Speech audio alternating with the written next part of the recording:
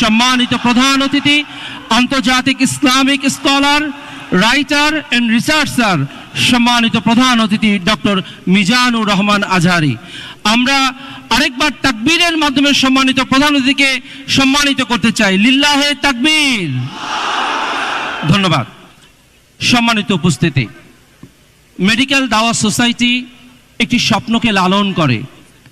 এই নির্ঘুম স্বপ্নকে লালন করতে গিয়ে মেডিকেল দাওয়া সোসাইটি তার স্বপ্নকে এভাবে বলতে চায়, আমাদের স্বপ্ন মরুভূমিতে পথ হারা তৃষ্ণার্ত পথিকের কাছে যেমন এক বিন্দু পানি, শীতে হাজার মাইল পাড়ি দিয়ে আসা পাখির ঠোঁটে যেমন বসন্ত বাতাসের গান, আর গহীন অন্ধকারে আলো জ্বালানোর যে অদম্য ইচ্ছা, তার সব কিছু দিয়েই মেডিকেল দাওয়া সোসাইটি আগামী দিনের একটি সুন্দর ইসলামী সমাজ বিনির্মাণের জন্য কাজ করে যাচ্ছে। মেডিকেল দাওয়া সোসাইটির এই ইসলামী সমাজ বিনির্মাণের জন্য যিনি অগ্রনায়কের ভূমিকা পালন করছেন, তিনি আজকের অনুষ্ঠানের সম্মানিত প্রধান অতিথি আমাদের ডক্টর মিজানুর রহমান আজহারি। উনি কথা বলবেন মেথোডোলজি অফ প্রফেটিক দাওয়া and its relevance to contemporary global society, এই বিষয়ের উপরে সম্মানিত প্রধান অতিথি কথা বলবেন। সম্মানিত উপস্থিতি, এ পর্যায়ে কথা নিয়ে আসছেন আজকের অনুষ্ঠানের সম্মানিত প্রধান অতিথি, আমাদের একান্ত শ্রদ্ধাভাজন international Islamic scholar, writer and researcher doctor Mizanur Rahman Azhari. কথা নিয়ে আসছেন ডক্টর মিজানুর রহমান আজহারি। লিল্লাহে তাকবীর, লিল্লাহে তাকবীর। আজহারে হুজুরের আগমন, ইনকিলাব ইনকিলাব। দাওয়া সোসাইটির পক্ষ থেকে লিল্লাহে তাকবীর। আসসালামু আলাইকুম ওয়া রাহমাতুল্লাহি ওয়া বারাকাতুহু। নাহমাদুহু ওয়া নুসাল্লি আলা রাসূলিহিল কারীম। আম্মা বা'দু ফাআউযু বিল্লাহি মিনাশ শাইতানির রাজীম। বিসমিল্লাহির রাহমানির রাহিম। وكذلك جعلناكم أمة وسطا لتكونوا شهداء على الناس ويكون الرسول عليكم شهيدا صدق الله العظيم رب اشرح لي صدري ويسر لي أمري واحلل عقدة من لساني يفقهوا قولي। মেডিকেল দাওয়া সোসাইটি অফ বাংলাদেশের আয়োজনে আজকের বাংলাদেশ চীন মৈত্রী সম্মেলন কেন্দ্রে অনুষ্ঠিত দাওয়া সেমিনার 2025-এ আপনারা যারা উপস্থিত হয়েছেন, আমি সবাইকে জানাচ্ছি আন্তরিক শুভেচ্ছা, মোবারকবাদ এবং অভিনন্দন। আমরা শুরুতে আল্লাহ রাব্বুল ইজ্জা ওয়াল জালালের দরবারে শুকরিয়া জ্ঞাপন করছি, যিনি আমাদেরকে এরকম চমৎকার একটি প্রোগ্রামে একত্রিত হওয়ার সুযোগ করে দিয়েছেন। আমরা পড়ছি কালিমাতুশ শুকর, আলহামদুলিল্লাহ। অন্তরের অন্তঃস্থল থেকে মেডিকেল দাওয়া সোসাইটি অফ বাংলাদেশকে অভিনন্দন এবং শুভেচ্ছা জানাই, যারা প্রায় বিগত 2 মাস যাবত অনেক প্ল্যানিং, প্রোগ্রাম, অনেক ডেডিকেশন, এফোর্ট শেষে আজকের এই চমৎকার কনফারেন্স হলে এরকম চমৎকার একটি দাওয়া সেমিনারের আয়োজন করেছেন। ডক্টরস ফোরামের সাথে আমার মনে হয় এর আগে আমি এত বড় কোনো প্রোগ্রামে জয়েন করিনি। ছোট ছোট কিছু প্রাইভেট ক্লোজ মিট আপে বসার, কথা বলার সুযোগ হয়েছে। আল্লাহ শুকরিয়া যে আজকে এই প্রোগ্রামে দেশের বিভিন্ন মেডিকেলগুলোর বা মেডিকেল কলেজগুলোর প্রফেসরস, ডক্টর, স্টুডেন্টস তারা উপস্থিত হয়েছেন এবং আমি অত্যন্ত সম্মানিত বোধ করছি যে এরকম চমৎকার একটি প্রোগ্রামে আপনারা আমাকে মেহেরবানি করে ইনভাইট করেছেন। আমি সবাইকে অনুরোধ করব যে যেহেতু আমাদের প্রফেশনাল মিডিয়া কর্মী, সাংবাদিক বন্ধুরা আছেন, ওনারা রেকর্ড করবেন, আমরা 1 ঘন্টার জন্য কি মোবাইল ফ্রি একটা সময় কাটাতে পারি কিনা, যদি আপনারা অনুমতি দেন আর কি। কারণ আমি এই সমস্ত ক্লোজ ডোর প্রোগ্রামগুলোতে মোবাইল ইউজ করাটাকে অনুৎসাহিত করি বা নিরুৎসাহিত করি, এজন্য যে এরকম 1-to-1 ব্রেইন টু ব্রেইন কথা বলার সুযোগ খুব কম হয় বাংলাদেশে। আমরা শুরু করছি আলহামদুলিল্লাহ, এবং এই দাওয়া সেমিনার দিয়েই বেসিকলি শুরু। আপনারা দেখেছেন যে আমি বিভাগীয় পর্যায়ে 8টি বিভাগে 8টি প্রোগ্রাম করেছি। ওখানে বসুন বসুন, থামুন থামুন, শান্ত হন শান্ত হন বলতে বলতে আমার আধা ঘন্টা চলে যেত। কিন্তু তার বিপরীতে এরকম কনফারেন্স হলে যখন আমরা প্রোগ্রাম করি তখন খুবই কোয়াইট অ্যান্ড কাম একটা এনভায়রনমেন্ট আমরা পাই, এবং হাইলি এডুকেটেড যারা বাংলাদেশের এই যে ডক্টরস ফোরাম আপনারা এখানে একত্রিত হয়েছেন, এরকম একটি পরিবেশে বা কনফারেন্স হলে কথা বলার ইমেজটাই আলাদা। আমাদের আউটডোর প্রোগ্রামগুলো একরকম, ইনডোরগুলো একরকম। তো আমি বারবার বলবো যে মোবাইল বন্ধ করুন, পকেটে রাখুন। এটার চেয়ে আমার মনে হয় শুরুতেই আপনারা যদি মেহেরবানি করে পকেটে একটু রাখতেন আর কি 1 ঘন্টার জন্য, including distinguished guest and students, brothers and sisters, সবাইকে বলবো যে আসুন 1 ঘন্টা আমরা প্রফিটিক দাওয়া মেথোডোলজি নিয়ে একটু ইন্টারেক্টিভ একটু কথা বলি। আমি যখন আপনাদের কাছে জানতে চাইবো তখন আপনারা যদি স্বতঃস্ফূর্ত উত্তর করেন তাহলে আমি বুঝবো যে আপনারা আমার আলোচনাটা ধরতে পেরেছেন, এবং তারপর আমার কন্টিনিউ করতে সুবিধা হবে। আমি লাস্ট বারের মতো রিকোয়েস্ট করে আলোচনা শুরু করছি, আমরা কেউ যেন আজকে মোবাইল ব্যবহার না করি, কেউ না। তারপরেও অনেক ভাইরা খুব মনোযোগ দিয়ে মোবাইল দিয়ে ভিডিও করতেছে এই যে পাশে। আমি সবাইকে দায়িত্বশীল আচরণের কথা বলবো, আর হয়তো আমার বলা লাগবে না ইনশাল্লাহ। এই তো মাশাআল্লাহ মাশাআল্লাহ, এই 1 to 1 এই যে কানেক্টিভিটি, এটা মোবাইল ধরলে হবে না। আপনি ধরে রাখবেন, ডানে বায়ে করবেন, লাইভ করতে চাবেন, এটাতে হবে না। মোবাইল মেহেরবানি করে, mobile should be in pocket ইনশাআল্লাহ।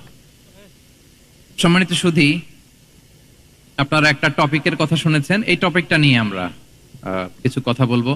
আসরের সালাত সম্ভবত 4:45 ওনারা পড়বেন, তো আমার মনে হয় 1 ঘন্টা বা 1 ঘন্টা 10 মিনিট এরকম একটা টাইম স্লটে আমরা আজকের আলোচনাটা কভার করবার চেষ্টা করব ইনশাআল্লাহ বিইذنিল্লাহ।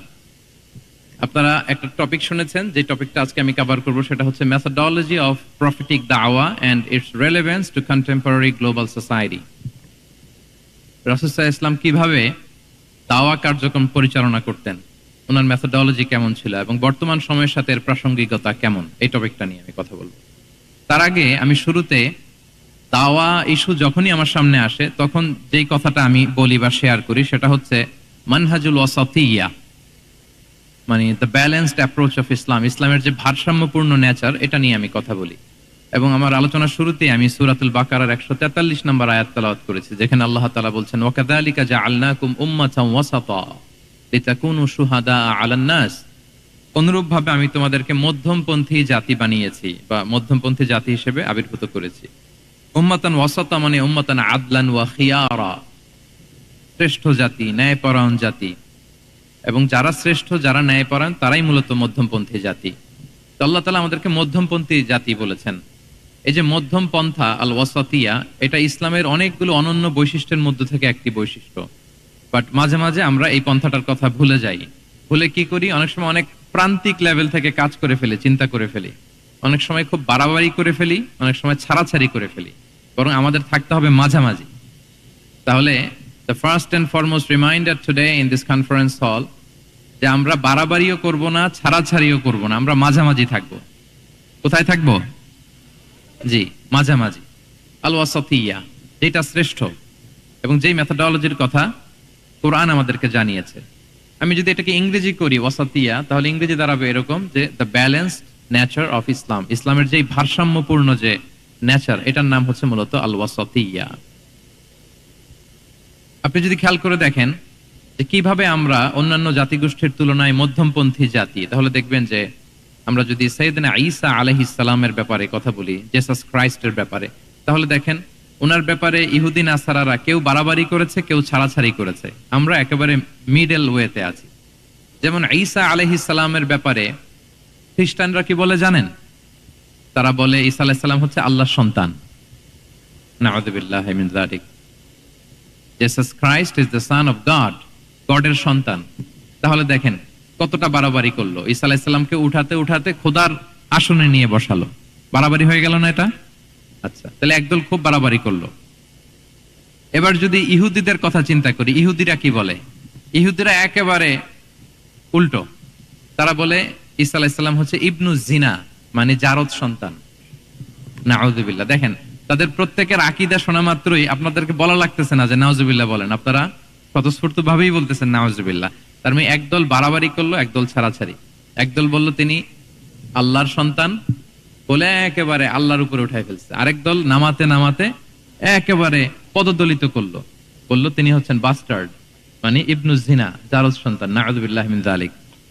একদল নিয়ে গেল একেবারে উপরে, আরেক দল একেবারে নিচে। কিন্তু আমরা কি বলি দেখেন, আমরা বলি ঈসা আলাইহিস সালাম উনি হচ্ছেন আব্দুল্লাহি ওয়া রাসূলুহু, তিনি হচ্ছেন আল্লাহ তাআলার দাস বা বান্দা এবং আল্লাহর সম্মানিত রাসূল। দেখুন কতটা ব্যালেন্স এই আকীদা। আমরা আব্দুল্লাহ বলার মধ্য দিয়ে বেসিক্যালি নাসারাদেরকে রিফিউট করি, তাদের প্রতিবাদ করি আমরা, যে তোমরা যে বলেছো আল্লাহ সন্তান না, ওইদিকে উঠানো যাবে না, নিচে নামায় নিয়ে আসো, উনি আব্দুল্লাহ আল্লাহর দাস। আর রাসূলুহু সম্মানিত রাসূল বলে আমরা বেসিক্যালি ইহুদিদেরকে রিফিউট করি, তাদের প্রতিবাদ করি। আমরা বলি যে না, তোমরা যে বলেছো উনি জারজ সন্তান না, ওনার সম্মানকে পদদলিত করা যাবে না, উপরে উঠাইতে হবে, উঠায়া রাসূল ও সম্মানিত রাসূল। তাহলে নাসারাদের আকীদা থেকে আমরা নিচে নেমে আসলাম, ইহুদিদের আকীদা থেকে আমরা উপরের দিকে গেলাম। ফলে এটা কি হলো? ব্যালেন্স হলো, ভারসাম্যপূর্ণ হলো, মধ্যম পন্থা হলো। তো আশা করি মধ্যম পন্থার উদাহরণটা বুঝতে পেরেছেন। আরেকটা ছোট্ট উদাহরণ দেই। আমাদের বোনদের যখন পিরিয়ড চলে তখন নাসারারা কি করে দেখেন, খ্রিস্টানরা তারা সবকিছু করে, কোনো বাজ বিচার রাখে না, তখন এমনকি ফিজিক্যাল ইন্টিমেসিতেও যায়। যখন আমাদের বোনদের পিরিয়ড চলে তখন তারা ফিজিক্যাল ইন্টিমেসিতেও যায়, কোনো বাজ বিচার নাই। এটা হচ্ছে নাসারাদের অবস্থান। আর ইহুদিদের কি অবস্থান? এরা এই 5 দিন 7 দিন আমাদের বোনদের যখন পিরিয়ড চলে তখন তারা তাদের স্ত্রীদেরকে ধরবে না, ছোবে না, স্পর্শ করবে না, একসাথে বসবেও না। তাদের ঘরে আলাদা একটা স্পেশাল রুম রাখে, ওই রুমের ভিতরে, ওই ঘরের ভিতরে তাদের 5 দিন 7 দিন ওইখানে কাটাইতে হয়। তোমরা আবার সুস্থ হলে তারপরে আসবো। দেখেন একদল খুব বাড়াবাড়ি করলো, আরেক দল ছাড়াছাড়ি করলো। কিন্তু আমাদের ইসলামে আমরা ব্যালেন্স, যে বোনদের যখন পিরিয়ড চলে হাজবেন্ড ওয়াইফ তখন স্বাভাবিক মেলামেশা, কথাবার্তা, ঘরের টুকিটাকি কাজ সবই করতে পারবে, ইল্লাল জিমা, যেটা আমরা ফিজিক্যাল ইন্টিমেসি বলি, ওইটা ছাড়া আমরা সবই করতে পারবো। তাহলে দেখেন এই দুইটা উদাহরণ আমি সামনে আনলাম এজন্য, এই যে মানহাজুল ওয়াসাতিয়াতি ওয়াল ইতিদাল, মধ্যম পন্থার কথা আমরা যেটা বলি, যেটাকে দিয়ে আল্লাহ তাআলা আমাদেরকে সম্মানিত করেছেন, যে ওয়াকাযালিকা জাআলনাকুম উম্মাতান ওয়াসাতা, তোমাদেরকে আমি মধ্যমপন্থী জাতি বানিয়েছি, তোমাদের মধ্যে বাড়াবাড়িও থাকবে না, ছাড়াছাড়িও থাকবে না, বরং আমরা হব মধ্যমপন্থী। আমরা কি হব? কি হব? কিছুদিন আগে বোধহয় দেখলাম ওই যে ছাত্ররা যে দল করতেছে ওইটাও মধ্যমপন্থা নাম দিয়ে দিছে।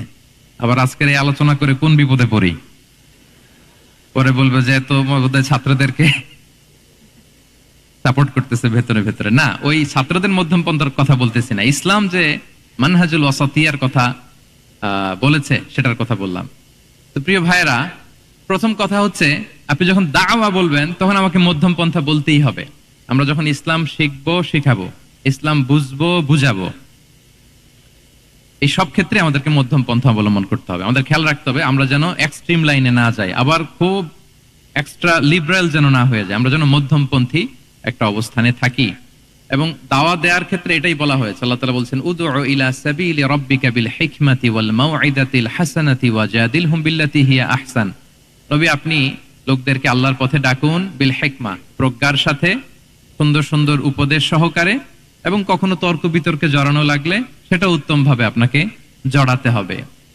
তার মানে এই যে ইসলাম বোঝার ক্ষেত্রে, প্রচারের ক্ষেত্রে মধ্যম পন্থার নীতি যেটা, প্রজ্ঞা বা সুন্দর উপদেশমালা দিয়ে দাওয়াত দেওয়া, এটাও মূলত মধ্যম পন্থারই বহিঃপ্রকাশ। আমরা যখন কোনো দাওয়া কাজ করব অলওয়েজ মাথায় রাখতে হবে যে আমি বাড়াবাড়ি যেন না করি, আমি আবার ছাড়াছাড়িও যেন না করি, আমি যেন মাঝামাঝি থাকি।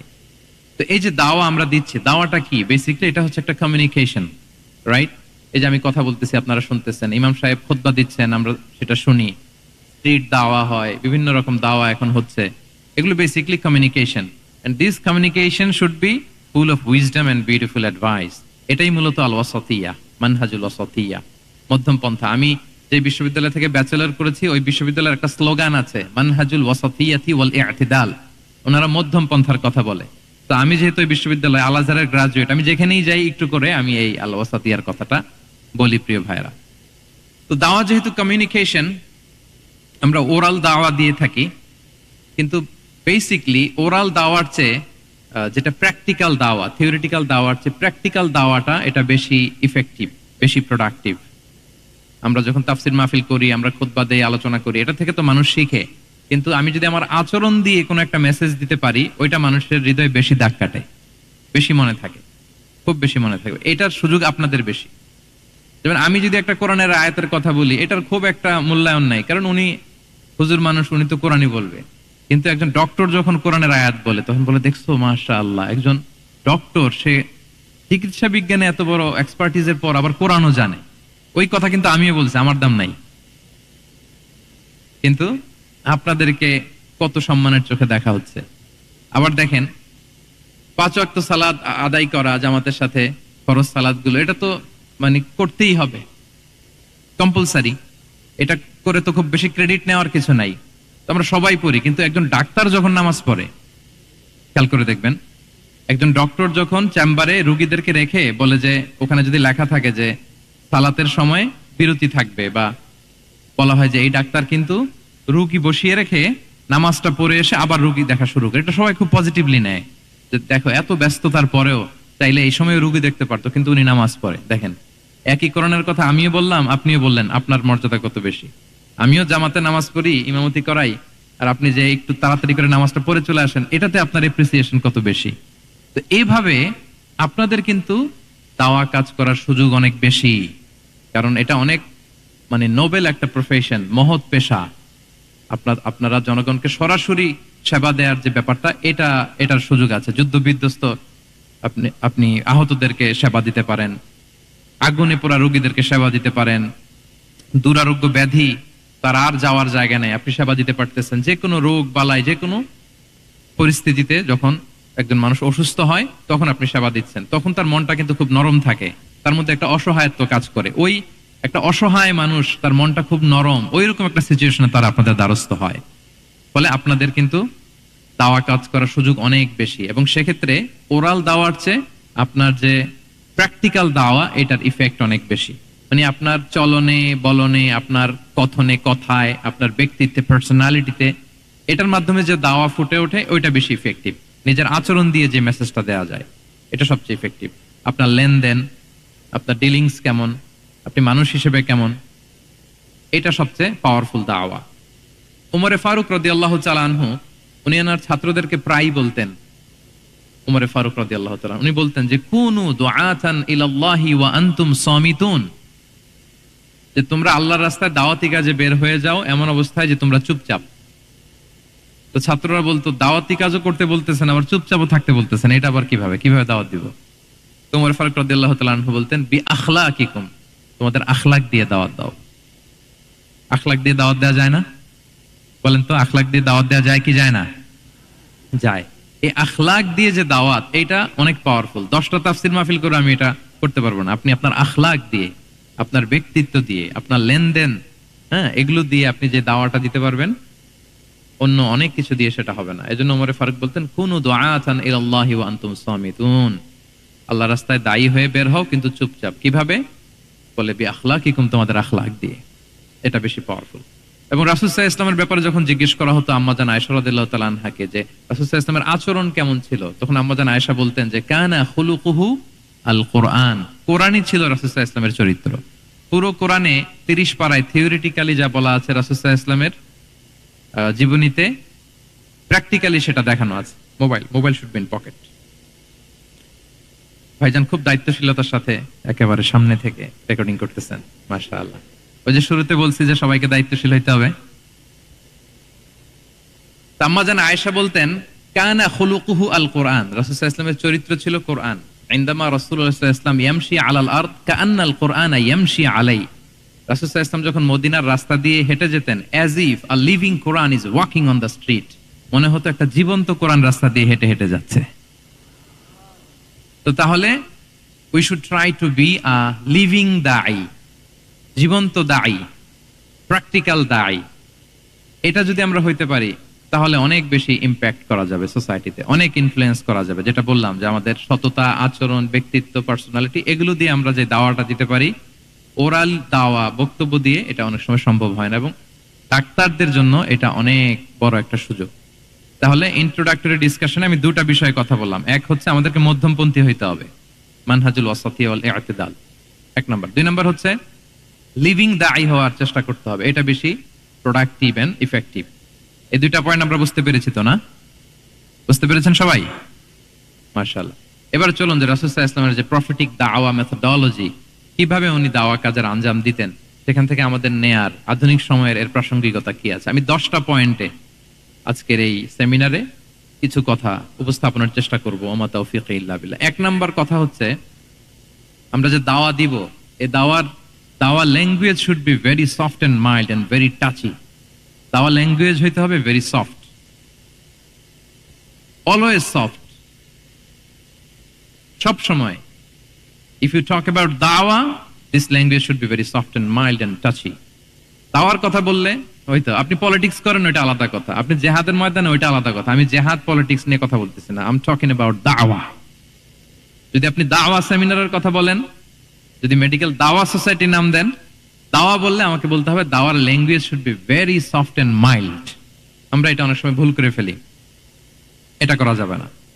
কারণ আপনি হৃদয় থেকে যদি কোনো কথা বলেন, এটা শ্রোতার হৃদয়ে যে টাচ করে। আল্লাহর হাবিব সাল্লাল্লাহু আলাইহি ওয়াসাল্লামের কথাগুলো নিয়ে এত আলোচনা, বিশ্লেষণ, কথাগুলো এত অ্যাপিলিং কেন, এত আবেদনময় কেন? এর কারণ হচ্ছে রাসূল সাল্লাল্লাহু আলাইহি ওয়াসাল্লাম যা বলেছেন তিনি হৃদয় থেকে বলেছেন। হৃদয় থেকে কথা বেরোলে এটা শ্রোতার হৃদয়ে যে টাচ করে। একটা ছোট্ট আয়াত আমি তেলাওয়াত করি, সূরা তাহার। আল্লাহ তাআলা বলছেন, ফাকুলা লাহু কাওলান লাইয়িনা লাআল্লাহু ইয়াতাযাক্কারু আও ইয়াখশা। আল্লাহ তাআলা মূসা আলাইহিস সালাম এবং হারুন আলাইহিস সালাম, ওনাদের দুইজনকে বলছেন যে তোমরা দুই ভাই মিলে যাও, ফেরাউনের কাছে যে দাওয়াত দাও এবং কোমল ভাষায় দাওয়াত দাও। কি ভাষায়? সবাই বলুন। কোমল ভাষায় দাওয়াত দাও। কাওলান লাইয়িনা, use very soft and mild language, very touchy language. Soft এবং কোমল ভাষায় দাওয়াত দাও কাকে? পৃথিবীর সবচেয়ে বড় সন্ত্রাস, তাই না?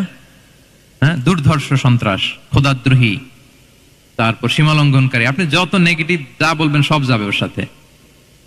ফিরআউন, লাআল্লাহু ইয়াতাযাক্কারু আও ইয়াখশা, হয়তো সে উপদেশ গ্রহণ করবে অথবা তার হৃদয়ে ভয়ের উদ্রেক হতে পারে। হয়তো তোমরা soft and mild language use করবা। মূসা এবং হারুন কোমল ভাষায় যে তোমরা দাওয়াত দিবা।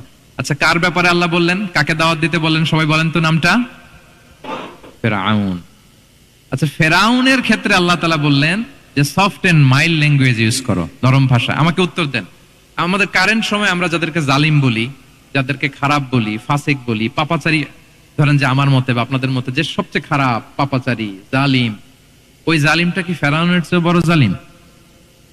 আমাদের চোখে যে জাহান্নামী, যে নিকৃষ্ট, খারাপ, পাপী যাকে আমি মনে করি, যদিও এরকম মনে করার সুযোগ আমাদের নাই, কে জান্নাতি কে জাহান্নামী এটা ডিসাইড করবে কে?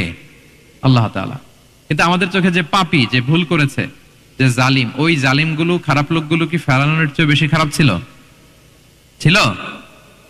ওই ফেরাউনের ক্ষেত্রে আল্লাহ বলেছেন ফাকুলা লাহু কাওলান লাইয়িনা, সফট ল্যাঙ্গুয়েজ ইউজ করো মূসা এবং হারুন, কোমল ভাষা ব্যবহার করো। হয়তো তার ভুল ভেঙে যাবে, হয়তো সে উপদেশ গ্রহণ করবে। তো তাহলে দেখেন কত বড় ভুল আমরা করি। আমরা মাঝে মাঝে এমন অ্যাটাকিং মুডে কথা বলি, এমন আগ্রাসী হয়ে কথা বলি, ওর মানার সুযোগ থাকলেও ও মানবে না। কি বলেন? যাও মানার একটু ইচ্ছা ছিল, আমার এই অ্যাটিটিউডের কারণে সে আর এটা শুনবে না। এটাই মানুষের স্বভাব। আপনি আগ্রাসী হয়ে, অ্যাটাকিং হয়ে কথা বলে মানুষ এটা শোনে না। তাহলে দাওয়ার প্রফেটিক 1 নম্বর মেথোডোলজি হচ্ছে দাওয়ার ল্যাঙ্গুয়েজ হইতে হবে very soft and very mild. আল্লাহ তাআলা সূরাতু আলে ইমরানে বলছেন, ফাবিমা রাহমাতিম মিনাল্লাহি লিনতা লাহুম ওয়ালাউ কুনতা ফাদদান গালিযাল কলবি লানফাদ্দু মিন হাওলিক। নবী হে, আল্লাহর অনুগ্রহে, আল্লাহর রহমতে আপনি কোমল ভাষী হয়েছেন। আপনি কোমল ভাষী না হয়ে যদি রূঢ় ভাষী হতেন, তাহলে মানুষজন আপনার কাছ থেকে ভেগে ভেগে পালাতো। কিন্তু আমরা দেখতাম যে সাহাবারা রাসূল সাল্লাল্লাহু আলাইহি ওয়াসাল্লামের কাছে শুধু জড়ো হইতে চেত, দেখা করতে চেত, রাসূলকে ঘিরে রাখতো, এত পছন্দ করতো রাসূল সাল্লাল্লাহু আলাইহি ওয়াসাল্লামের কোমল আচরণের কারণে। ইভেন ফ্যামিলিতে কোনো সমস্যা হলে, অনেক সাহাবারা বলতেন ফ্যামিলির সাথে সমস্যা হলেও তারা রাসূলের কাছে চলে আসতো। এমন কি কারো পেটে ক্ষুধা লাগলেও তারা রাসূলের দরবারে চলে আসতো। তারা বলতো রাসূল সাল্লাল্লাহু আলাইহি ওয়াসাল্লামের চেহারার দিকে তাকালেই আমাদের ক্ষুধা মিটে যেত। কি কোমল ভাষী ছিলেন, কত সুন্দর সফট ল্যাঙ্গুয়েজ রাসূল সাল্লাল্লাহু আলাইহি ওয়াসাল্লাম ইউজ করেছেন। রাসূল সাল্লাল্লাহু আলাইহি ওয়াসাল্লাম কখনো যে কঠোর ভাষায় কথা বলতেন না তা না, মাঝে মাঝে বলতেন, কিন্তু বেশিরভাগ ওনার দাওয়া ছিল সফট এন্ড মাইল্ড। মাঝে মাঝে প্রেক্ষাপটের আলোকে রাসূল সাল্লাল্লাহু আলাইহি ওয়াসাল্লাম অনেক সময় তেজস্বী, জ্বালাময়ী ভাষণ দিতেন। মনে হতো কান্নাহু তিনি কি করছেন, ব্যাটালিয়নকে কমান্ড করছেন। এটা মাঝে মাঝে চেহারা লাল হয়ে যেত, গড়গড় করতেন যুদ্ধের আগে। কিন্তু রেগুলার বেসিসে রাসূল সাল্লাল্লাহু আলাইহি ওয়াসাল্লাম খুব কোমল ভাষায় কথা বলতেন। তাহলে এক নম্বরে যেটা জানলাম, যদি আপনি দাওয়া মেন্টালিটি, দাওয়া মোডে থাকতে চান, আপনার ভাষা হতে হবে শক্ত না নরম? সফট হইতে হবে, কোমল। কারোর প্রতি আগ্রাসী হয়ে যেন আমরা কথা না বলি, অ্যাটাকিং মোডে যেন না বলি, বললেও শুনবে না, এটাই মানুষের নেচার। সফট ল্যাঙ্গুয়েজে বলতে হয়। ফেরাউনকে যদি বলা হয় ওর সাথে ভালোভাবে বলো, তো আমাদের আশেপাশে যারা আছে এরা তো মানে আরো এদেরকে সম্মান দিয়ে নরম করে বলা উচিত, কি বলেন? জি, এক নম্বর গেল। দুই নম্বর হচ্ছে, দাওয়াকে ফলপ্রসূ করতে হলে রাসূল সাল্লাল্লাহু আলাইহি ওয়াসাল্লাম যেটা করতেন, শ্রোতাদের অনেক সময় মনোযোগ আকর্ষণের জন্য উনি অনেক ধরনের টুলস, অনেক ধরনের জিনিস তিনি ব্যবহার করতেন। যেমন একটা পদ্ধতি রাসূল সাল্লাল্লাহু আলাইহি ওয়াসাল্লামের ছিল, রাসূল সাল্লাল্লাহু আলাইহি ওয়াসাল্লাম মানুষের আকর্ষণ বৃদ্ধির জন্য মাঝে মাঝে প্রশ্ন ছুড়ে দিতেন অডিয়েন্সকে, drawing attention of the listener by throwing questions. Question throw করার মাধ্যমে অ্যাটেনশন গ্রো করতেন। হাদিসে এরকম অনেক উদাহরণ পাওয়া যায়। একটা ছোট্ট হাদিস শেয়ার করি, সহিহ মুসলিমে এসেছে। রাসূল সাল্লাল্লাহু আলাইহি ওয়াসাল্লাম একবার সাহাবাদেরকে বললেন, ইন্না মিনাশ শাজারি শাজারাতান লা ইয়াসকুতু ওয়ারাকুহা মাসালুহা মাসালুল মুসলিম। রাসূল সাল্লাল্লাহু আলাইহি ওয়াসাল্লাম জিজ্ঞেস করলেন, তোমরা কি কেউ বলতে পারবা বৃক্ষরাজির মধ্যে একটা বৃক্ষ আছে, মানে গাছের মধ্যে একটা গাছ আছে, যেই গাছের কখনো পাতা ঝরে না, ওই গাছের পাতা কখনো ঝরে না। এর দৃষ্টান্ত হচ্ছে মুসলিমের দৃষ্টান্তের মতো। বলতো ফাহাদ্দিসুনি মা হিয়া, বলতো ওই গাছটা কি? কে বলতে পারো? আপনারা তো সব একেবারে পেরে গেছেন। তো সাহাবারা ওই দিন কেউ বলতে পারেন নাই, কারণ কি জানেন? একে তো আমরা জানি হাদিস স্টাডি করার কারণে, হাদিস স্টাডি না করলে তো আমরা বলতে পারতাম না, আমাদের দেশে তো খেজুর গাছ তো হয়ও না। তো ওনারা কেউ বলতে পারে না, এর কারণ হচ্ছে তারা ভাবছিল প্রশ্ন যেহেতু করছে, এটা যেন তেন প্রশ্ন, এটা কঠিন কোন গাছের একটা নাম বলতে হবে। তো বাড়ির পাশে যে খেজুর গাছ, মদিনার অলিতে গলিতে যে খেজুর গাছ ভর্তি, এই দিকে আর ওনাদের অ্যাটেনশন যায় না। ওনারা চলে গেছে মরুভূমিতে, ইয়ামানে, তারপর একেবারে ডেজার্টের মাঝখানে কি কি ক্যাকটাস, গুলমলতা, কি কি গাছ আছে, ওগুলো আওড়াচ্ছে মনে মনে। ভাবতেছে যে খেজুর গাছের কথা তো রাসূল সাল্লাল্লাহু আলাইহি ওয়াসাল্লাম আমাদের জিজ্ঞেস করার কথা না, এ তো আমাদের গাছ, বাড়ির পাশের গাছ। তো কেউই আর বলতে পারে নাই। এরপর রাসূল সাল্লাল্লাহু আলাইহি ওয়াসাল্লাম যখন দেখলেন সবাই অপারগ, রাসূল সাল্লাল্লাহু আলাইহি ওয়াসাল্লাম বললেন, ইন্নাহা আন-নাখলা, এটা হচ্ছে খেজুর গাছ, ডেট প্লান্ট। তো আব্দুল্লাহ ইবনে উমর রাদিয়াল্লাহু তাআলা আনহু বাড়িতে যাওয়ার পরে ওমরে ফারুককে তার বাবাকে বললেন যে, বাবা, আজকে যে রাসূল সাল্লাল্লাহু আলাইহি ওয়াসাল্লাম প্রশ্ন ছুড়ে দিলেন, আপনারা যে কেউ পারলেন না, উত্তরটা কিন্তু আমি পারতাম। তো ওমরে ফারুক বললেন, বলো কি, তুমি পারতা? তো বললা না কেন? তুমি আজকে উত্তর দিতে পারলে তো রাসূলের সামনে আমার বুকটা এত বড় হয়ে যেত, মানে লাল উট পেলে আরবরা যেই খুশি, আমি এর চেয়ে বেশি খুশি হতাম। তখন উনি বললেন যে, আপনি পারতেছেন না, অন্যান্য বয়স্ক সাহাবারা পারতেছে না, মুরব্বীরা কেউ যেহেতু বলে নাই, আমি বিনয়ের খাতিরে উত্তরটা দেই নাই, কিন্তু আমি জানতাম যে এটা খেজুর গাছ। তাহলে দেখেন, রাসূল সাল্লাল্লাহু আলাইহি ওয়াসাল্লাম অ্যাটেনশনটাকে ড্র করার জন্য প্রশ্ন ছুড়ে দিতেন। তো এই প্রশ্ন ছুড়ে দিয়ে কিন্তু আমরা মানুষের দৃষ্টি আকর্ষণ করতে হবে। আপনারা তো মানে প্রশ্ন ছড়াই তো আপনাদের কাজ, যে কি অবস্থা, শরীরটা কেমন, পেট ঠিক আছে কিনা, ঘুম হয় কিনা, কমন প্রশ্ন না আপনাদের? আপনাদের কাছে গেলেই তো প্রথমে জিজ্ঞেস করে যে হজম হয় কিনা, তারপর ঘুম আসে কিনা, এই হয় কিনা, অনেক প্রশ্ন আপনারা করেন। তো এইভাবে আপনি যদি আস্তে আস্তে প্রশ্নের ছলে যদি তাকে আপনি দাওয়া দিতে চান, আপনি কিন্তু দিতে পারেন। এটা রাসূল সাল্লাল্লাহু আলাইহি ওয়াসাল্লামের একটা দাওয়া মেথোডোলজি ছিল। দুইটা বলে ফেললাম, একটা হচ্ছে দাওয়ার ল্যাঙ্গুয়েজ হতে হবে অনেক শক্ত, নাকি? হ্যাঁ, নরম, সফট এন্ড মাইল্ড। দুই নাম্বার হচ্ছে প্রশ্ন ছুড়ে দিয়ে শ্রোতাকে আকর্ষণ করা, মনোযোগ আকর্ষণ করা। তিন নাম্বার ভিজুয়াল এক্সপ্লেনেশন, রাসূল সাল্লাল্লাহু আলাইহি ওয়াসাল্লাম এটা করতেন যাতে করে আরো সহজে বোঝানোর জন্য। এটা নিশ্চয়ই আপনারা করেন। রাসূল সাল্লাল্লাহু আলাইহি ওয়াসাল্লামের দাওয়া জিন্দেগিতে দেখা যায় প্রায় সময় কিছু উনি ভিজুয়াল এক্সপ্লেনেশন নিয়ে এসেছেন সাহাবাদের সামনে, যাতে করে সাহাবারা to get a better idea of the issue, আরো ইজিলি বুঝতে পারেন। যেমন একবার রাসূল সাল্লাল্লাহু আলাইহি ওয়াসাল্লাম অনাথ ইয়েতিমদেরকে যারা দেখভাল করে তাদের কি মর্যাদা, এটা বোঝাতে যে রাসূল সাল্লাল্লাহু আলাইহি ওয়াসাল্লাম দুই আঙ্গুল উঁচু করে একবার বললেন যে, আনা ওয়া কাফিলুল ইয়াতীমি ফিল জান্নাতি কাহাতাইন। আমার আঙ্গুল দুটো দেখতে পাচ্ছেন আপনারা সবাই? দুইটা আঙ্গুল উঁচু করেন তো এভাবে। মানুষ তো মনে করবে ভিক্টরি সাইন দেখাই দিছে আমরা। এই যে, তো রাসূল সাল্লাল্লাহু আলাইহি ওয়াসাল্লাম বললেন, আনা ওয়া কাফিলুল ইয়াতীমি কাহাতাইন, হাত নামান, অর্থাৎ আমি এবং এতিমের রক্ষণাবেক্ষণকারী কিয়ামতের দিন এইভাবে কাছাকাছি প্রতিবেশী হয়ে থাকবো। এই দুইটা আঙ্গুলের মাঝখানে যেমনি খুব একটা স্পেস নাই, গ্যাপ নাই, মানে একেবারে কাছাকাছি, নেইবরিং ফিঙ্গার, রাইট? আমি এবং এতিমের রক্ষণাবেক্ষণকারী এইভাবে নেইবর হয়ে থাকবো। এই যে ভিজুয়াল এক্সপ্লেনেশন দেখছেন, এই যে দাওয়ার মধ্যে মাঝে মাঝে এরকম ভিজুয়াল এক্সপ্লেনেশন করতে হবে যাতে করে শ্রোতারা বুঝে। রাসূল সাল্লাল্লাহু আলাইহি ওয়াসাল্লাম এটা করেছেন। আচ্ছা, মুসনাদে আহমদে এক হাদিস এসেছে, রাসূল সাল্লাল্লাহু আলাইহি ওয়াসাল্লাম একবার খেজুরের একটা ডাল নিয়ে মরুভূমির মধ্যে একটা দাগ টানলেন। খাত্তালানা রাসূলুল্লাহ সাল্লাল্লাহু আলাইহি ওয়াসাল্লাম খাত্তান, একটা স্ট্রেইট লাইন দিয়ে রাসূল সাল্লাল্লাহু আলাইহি ওয়াসাল্লাম বললেন, এটা হচ্ছে সিরাতুল মুস্তাকিম। সাহাবাদের দৃষ্টি আকর্ষিত হলো, সবাই মনোযোগী হয়ে উঠলো, তাই নাকি? সিরাতুল মুস্তাকিম, যে দোয়া আমরা প্রতিদিন করি, ইহদিনাস সিরাতাল মুস্তাকিম, খেজুরের ডাল দিয়ে স্ট্রেইট লাইন কেটে বললেন এটা হচ্ছে সিরাতুল মুস্তাকিম। এবার ওই খেজুরের ডাল দিয়ে ডানে বায়ে অনেকগুলো ছোট ছোট দাগ কাটলেন আর বললেন, হাযিহি সুবুলুশ শায়তান, এগুলো হচ্ছে শয়তানের রাস্তা, এটা হচ্ছে মুস্তাকিম, সোজা রাস্তা যেটা জান্নাতে যায়। আর ডানে বায়ে অনেকগুলো দাগ কাটলেন, ডেকে বললেন, এই প্রতিটি রাস্তায় একটা করে শয়তান বসে থাকে আর সে তোমাদেরকে টেম্পটেশন দিতে থাকে, প্রভোকেশন করতে থাকে, ধোঁকা দিতে থাকে, ওয়াসওয়াসা দিতে থাকে। ডানে বায়ে না তাকিয়ে এই সিরাতুল মুস্তাকিমের পথেই অবিচল থাকতে হবে, ইনশাআল্লাহ বলেন।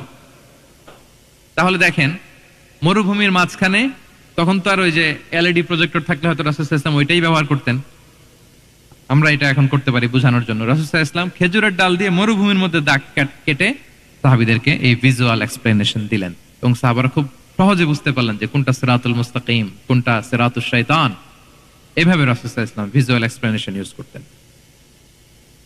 আমরা বিশ্বাসীরা যে ভাই ভাই, মুমিনরা যে ভাই ভাই, আমাদের সম্পর্ক যে কত সুদৃঢ় মজবুত, এটা বোঝাতে যে একবার রাসূল সাল্লাল্লাহু আলাইহি ওয়াসাল্লাম বললেন, আল মুমিনু লিল মুমিনি কাল বুনিয়ান, বিশ্বাসীরা তাদের সম্পর্ক হচ্ছে কাল বুনিয়ান, একটা সুদৃঢ় প্রাচীরের মতো, সীসা ঢালা প্রাচীরের মতো।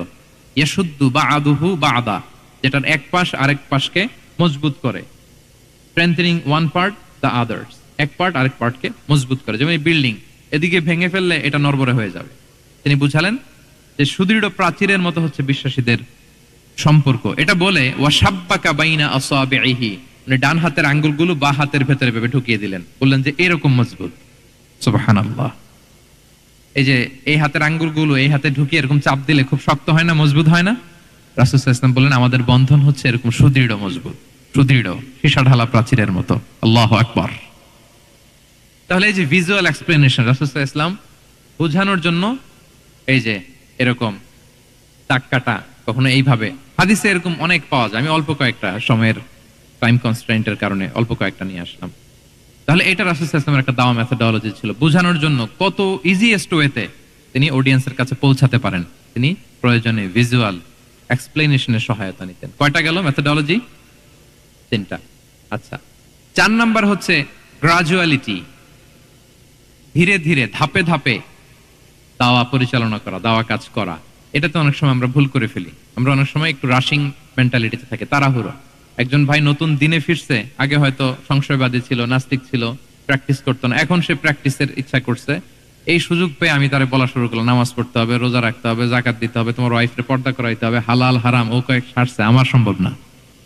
ও বলবে ভাই আগে যা ছিলাম ওইটাই ভালো ছিল, এতগুলো তো আমি মানতে পারবো না। এই যে আপনি তাকে দিন থেকে ভাগালেন, আপনার দাওয়া মেথোডোলজি জানা না থাকার কারণে আপনি তাকে ভাগালেন। একসাথে আপনি এত কথা বলবেন না। নতুন যখন কেউ দিনে ফিরে, তাকে আপনি একসাথে এত কথা বলবেন না। নতুন যখন কোনো বোন ইসলামে আসতে চায়, তাকে আপনি কঠিন করে বলবেন না। উপরে আমাদের বোনরা আছে, তাদেরকেও আমি বলবো, সহজ করে বলেন। প্রথমে নামাজের কথা বলেন, নামাজ আস্তে আস্তে পড়ুক, যতটুকু পারুক। প্রথমে হয়তো 5 ওয়াক্ত পারবে না, 1 ওয়াক্ত 2 ওয়াক্ত দিয়ে শুরু করবে, এরপর আস্তে আস্তে 5 ওয়াক্ত যাবে। এরপর তাকে একটু শালীন পোশাকের কথা বলেন, যে তুমি একটু শালীন পোশাক পরো, সেফটি সিকিউরিটির জন্য ভালো। সেটাতে অভ্যস্ত হলে তাকে হেজাবের দাওয়াত দিবেন আপনি, হেজাবে অভ্যস্ত হলে নেকাবে দাওয়াত দিবেন আপনি। এইভাবে গ্রাজুয়ালিটি, ধাপে ধাপে, একসাথেই কঠিন করে দিনকে উপস্থাপন করা যাবে না। দাওয়া ইজ এ গ্রাজুয়াল প্রসেস।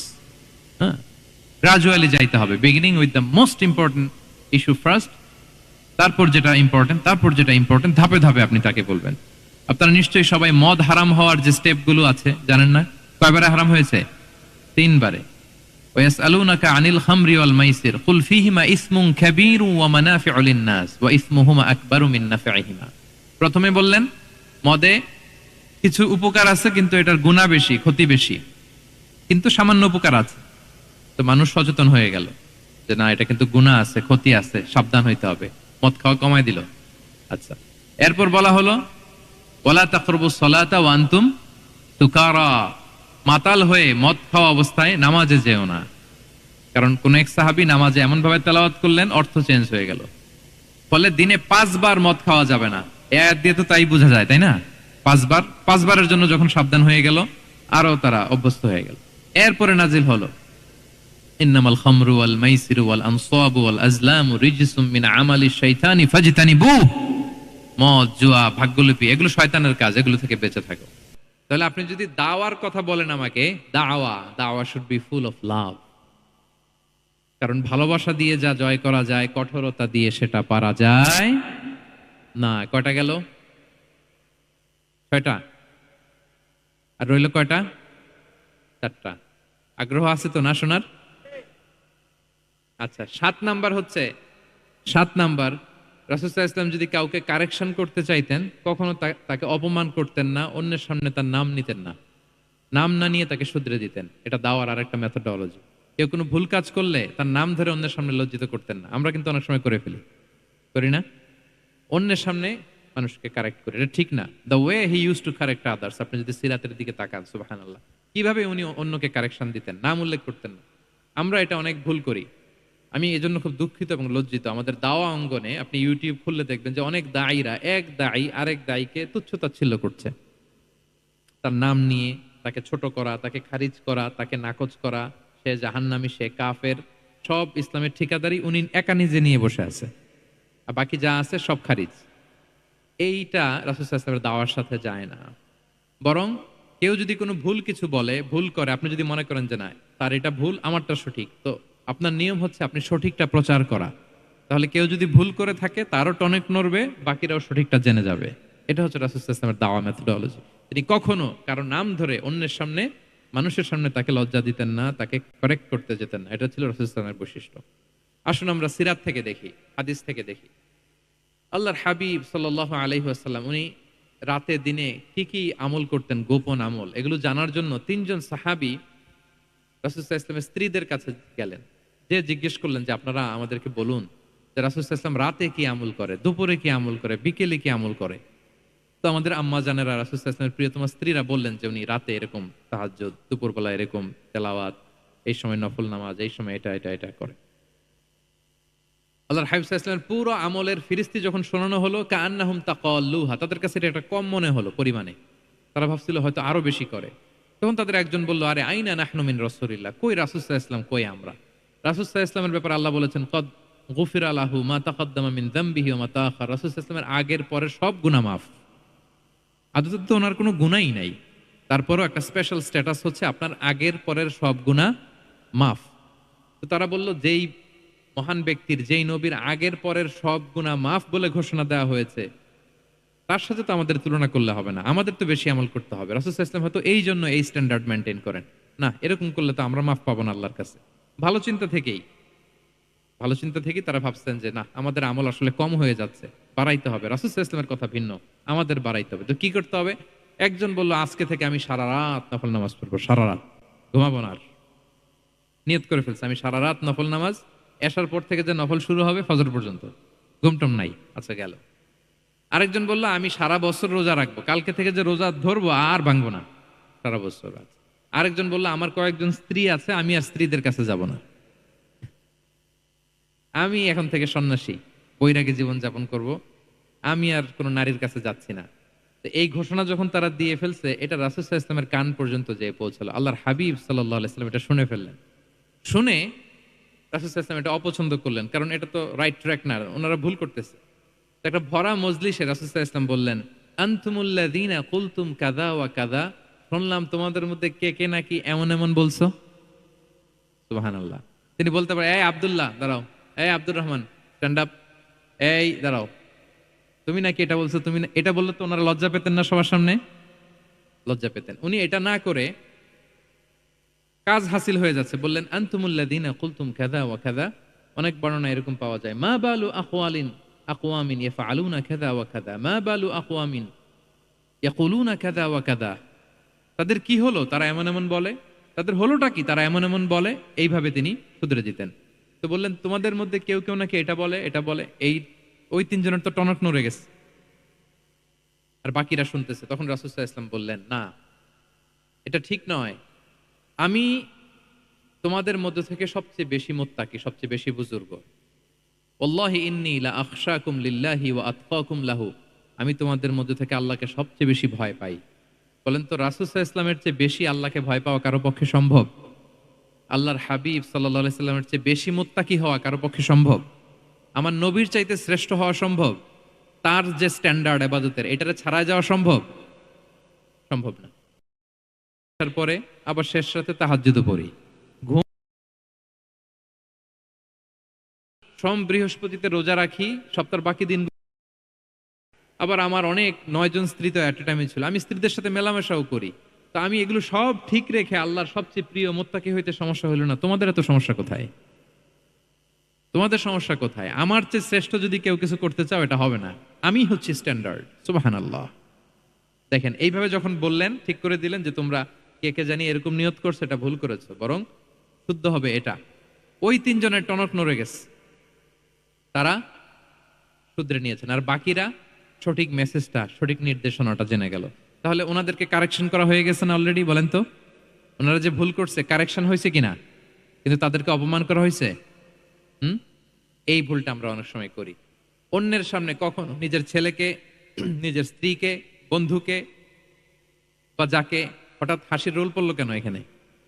কিছু কমন পড়ে গেছে নাকি কথা নিজের জীবনের সাথে? অন্যের সামনে এইভাবে আমরা যেন কারেক্ট না করি। কাউকে সংশোধন করতে চাইলে আল্লাহর হাবিব সাল্লাল্লাহু আলাইহি সাল্লামের দেখানো পথেই যেন আমরা সংশোধন করি। এটা হচ্ছে এই হাদিসের 1 নম্বর শিক্ষা। আরেকটা শিক্ষা হচ্ছে ব্যালেন্স লাইফস্টাইল, ব্যালেন্স অ্যাপ্রোচ। আমরা জানলাম, অনেকে মনে করে, আমার পরিচিত কয়েকজন লোক আছে, আমি বলছি, তারা থামাইছে কিনা জানি না, আমার কাছে এসে শোনাইতেছে, হুজুর আমি সারা বছর রোজা রাখি। আমি বলছি, আপনার বলছে কি সারা বছর রোজা রাখতে? সারা বছর তো রোজা রাখা নিষেধ, এটাকে সওমে বিসাল বলে, এটা নিষেধ। বরং সবচেয়ে বেশি যদি কেউ রাখতে চায়, রাসূল সাল্লাল্লাহু আলাইহি ওয়াসাল্লাম বলছে, তাহলে সাওমুল্লাহি দাউদ, সিয়ামু দাউদ, দাউদ আলাইহিস সালামের রোজা। এর চেয়ে বেশি না। একদিন রাখবা, আরেকদিন ভাঙবা, একদিন রাখবা, আজকে রোজা রাখলে কালকে খাবেন, কালকে রাখবেন, এরপরের দিন রাখবেন, এরপরের দিন ভাঙবেন।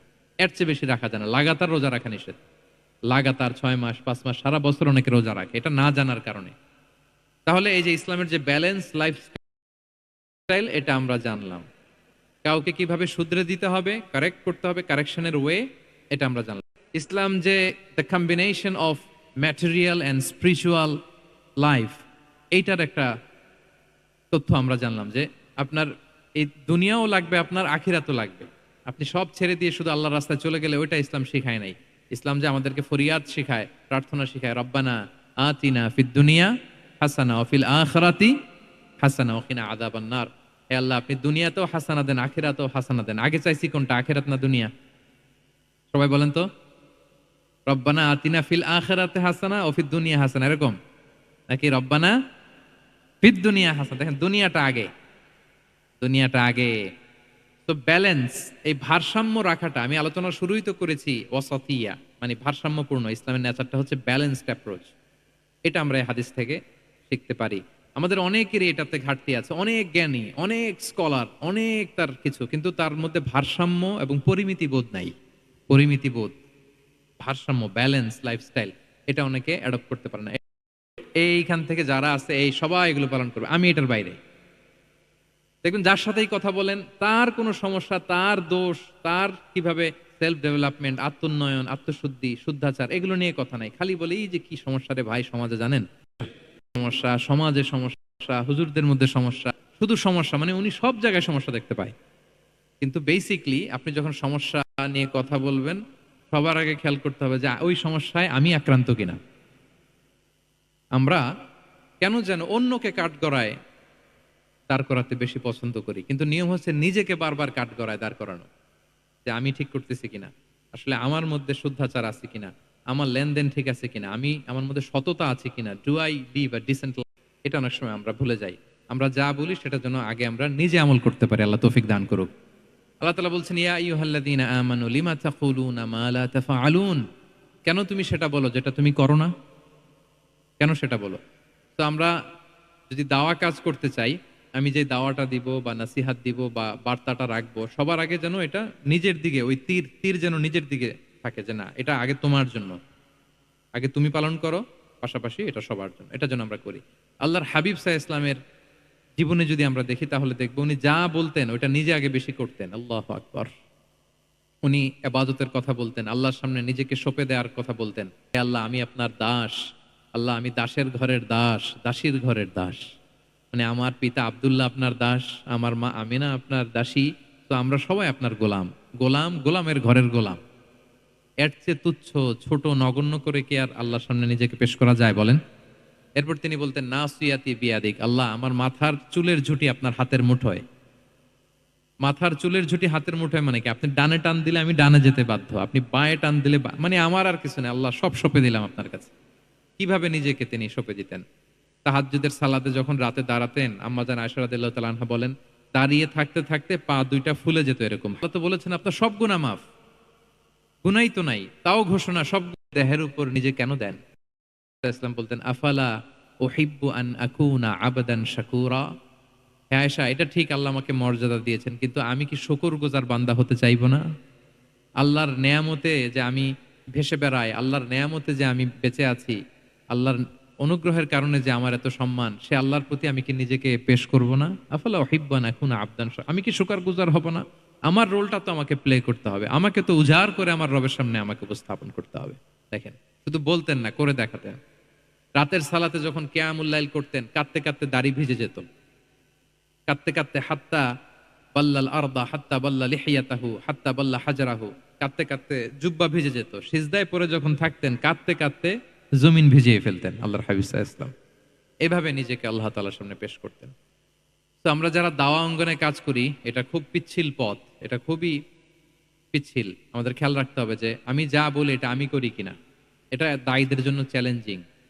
সে নিজে একটা ডিসেন্ট লাইফ লিড করা, তার নিজের মধ্যে সততা থাকা, নৈতিকতা থাকা, মোরালিটি, এথিক্স, ভ্যালিউজ নিয়ে যে আমরা বলি, ওই ভ্যালিউজের প্র্যাকটিস যেন আমাদের মধ্যে থাকে। আল্লাহ তাআলা আমাদেরকে তৌফিক দান করুক, আমরা পড়ি আমিন। 9 নম্বরে হচ্ছে কনসিডারেট হওয়া। রাসূল সাল্লাল্লাহু আলাইহি ওয়াসাল্লাম খুবই কনসিডারেট ছিলেন, এটা খুব গুরুত্বপূর্ণ, খেয়াল করে শুনুন। কনসিডারেট মানে খুব উচ্চ বিবেকবোধ সম্পন্ন ব্যক্তিত্ব। আমাদের সেন্স কাজ করে না। আল্লাহর ম্যান অফ 6 সেন্সেস, 6টা সেন্স ওনার কাজ করতো। সুবহানাল্লাহ সুবহানাল্লাহ। কথা বলতেছেন, ওদিকে কি হচ্ছে, ওদিকে সব একসাথে একটা গ্ল্যান্সে তিনি মেনটেন করতেন। সুবহানাল্লাহ বিহামদিহি। তো এই উচ্চ বিবেকবোধ সম্পন্ন হইতে হবে দাঈদের। রাসূল সাল্লাল্লাহু আলাইহি ওয়াসাল্লাম একবার নামাজ পড়াচ্ছেন, পিছনে বাচ্চার কান্নার আওয়াজ, নামাজ ছোট করে দিয়েছেন, একেবারে ছোট, শর্ট শর্ট করে সিজদা রুকু, মানে যতটুকু না হলেই না, অতটুকু করে নামাজ শেষ। জিজ্ঞেস করা হলো কেন? বললেন যে আমি দেখলাম একটা ছোট বাচ্চা কাঁদছে, এই বাচ্চার মায়ের বোধহয় খুব কষ্ট হয়ে যাচ্ছে পেছনে, বাচ্চাটাকে সামলাতে মহিলাদের প্রেয়ার হলে মাটার বোধহয় খুব কষ্ট হচ্ছে, এজন্য আমি নামাজটা একটু শর্ট করে দিয়েছি।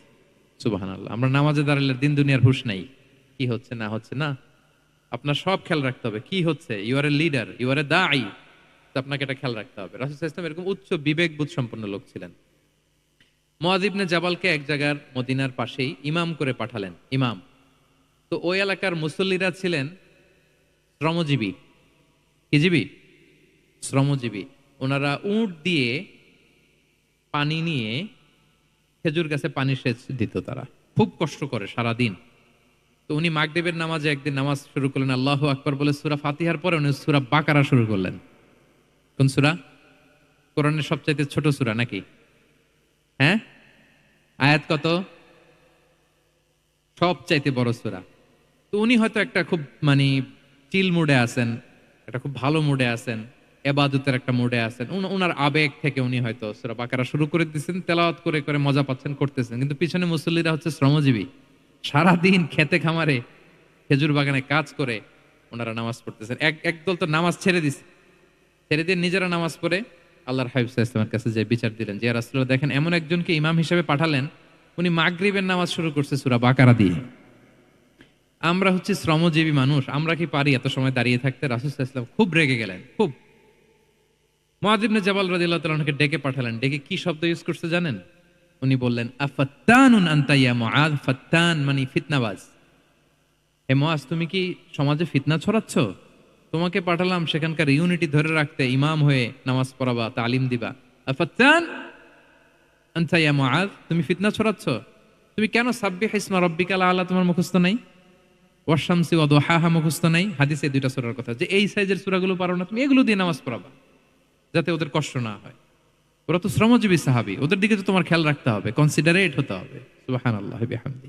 দেখেন রাসূল সাল্লাল্লাহু আলাইহি ওয়াসাল্লাম ইমামকে এনে শাসন করলেন, বুঝিয়ে বললেন যে না, তোমাকে ছোট ছোট সূরায় নামাজ পড়াতে হবে যাতে করে কষ্ট না হয়। এবং রাসূল সাল্লাল্লাহু আলাইহি ওয়াসাল্লাম কাউকে কোনো দায়িত্ব দিয়ে কাজে পাঠালে ওনার বিখ্যাত একটা বাণী তিনি বলে দিতেন। আমার ভেরিফাইড যে ফেসবুক পেজের কভার ফটোতে দেখবেন এই হাদিসটা দেয়া। সেটা হচ্ছে তিনি কাউকে কোনো দায়িত্ব দিয়ে পাঠালে তিনি বলতেন বাশশিরু ওয়ালা তুনাফফিরু ইয়াসসিরু ওয়ালা তুআসসিরু।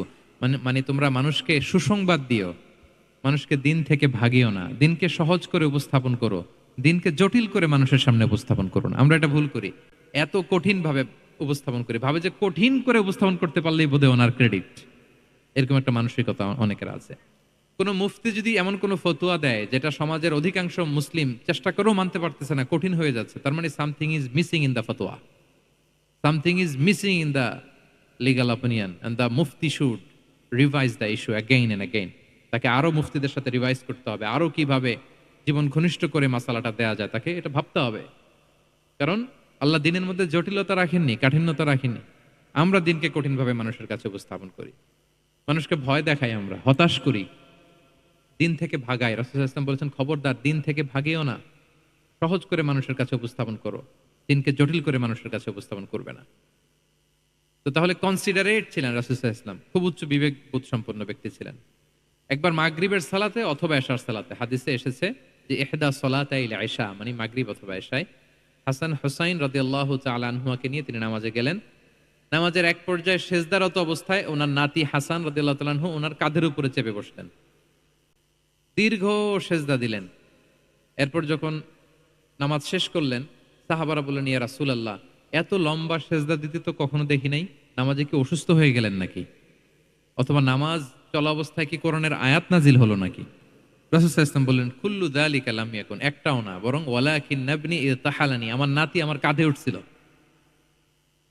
ফাকারিহতু আন উআজ্জিলাহু হাত্তা ইয়াকদিয়া হাজাতা, আমি সিজদায় উঠতে গেলেই তো ও যে খেলতেছে এটা ডিস্টার্ব হয়ে যাবে, তো ওর যতক্ষণ না ওর খেলা শেষ না হয় আমি একটু ওয়েট করতেছিলাম। তার খেলাধুলা শেষে তার সময় যখন হয়েছে নেমে গেছে, আমি তখন সিজদা থেকে মাথা উঠিয়েছি। কি কনসিডারেট ছিলেন দেখেন, কি উচ্চ বিবেক বোধ সম্পন্ন, অন্যের যাতে কষ্ট না হয়, অন্যের যে কোনো কনসার্ন, এগুলো সব তিনি খেয়াল রাখতেন। তো দাঈদের এরকম সিক্স সেন্সের অধিকারী হওয়ার চেষ্টা করতে হবে। আল্লাহ তাআলা আমাদেরকে তৌফিক দান করুক। কয়টা গেল? 9টা। আর একটা সর্বশেষ, এটা খুব গুরুত্বপূর্ণ, আপনাদের সাথে খুবই রিলেভেন্ট, মনোযোগ দিয়ে শুনুন। সেটা হচ্ছে প্রপার টাইমিং ফর দাওয়ার জন্য টাইমিংটা খুব গুরুত্বপূর্ণ। টাইমিং ইজ প্রপার টাইমে যদি দেন ওটা ক্লিক করবে, ওটা স্পার্ক করবে। আর যদি সময় মতো না হয় ওটা কাজ করবে না। প্রপার টাইমে প্রপার দাওয়াটা দিতে হয়, সঠিক সময়ের অপেক্ষা করা, যখন সেই সময়টা আসছে তখন দাওয়া দেওয়া। বুঝতে পেরেছেন না ব্যাপারটা? একটা ছোট্ট উদাহরণ দেই। এক ইহুদি কিশোর রাসূল সাল্লাল্লাহু আলাইহি ওয়াসাল্লামের খেদমত করতো। ইহুদি কিশোর, কোন ধর্মের কিশোর বলেন তো? ইহুদি কিশোর প্রায় আসতো রাসূল সাল্লাল্লাহু আলাইহি ওয়াসাল্লামের কাছে, আসতো রাসূল সাল্লাল্লাহু আলাইহি ওয়াসাল্লামের সেবা করতো, কিন্তু তাকে কখনো রাসূল সাল্লাল্লাহু আলাইহি ওয়াসাল্লাম দিনের দাওয়াত দেন নাই। ছেলেটা ইহুদি, কিন্তু তার সামনে কখনো দিনের দাওয়াত তিনি দেন নাই। একদিন দেখে যে ওই ছেলে আসে না, লাগাতার এরকম কয়েকদিন যাবত ওই ছেলে আর আসে না।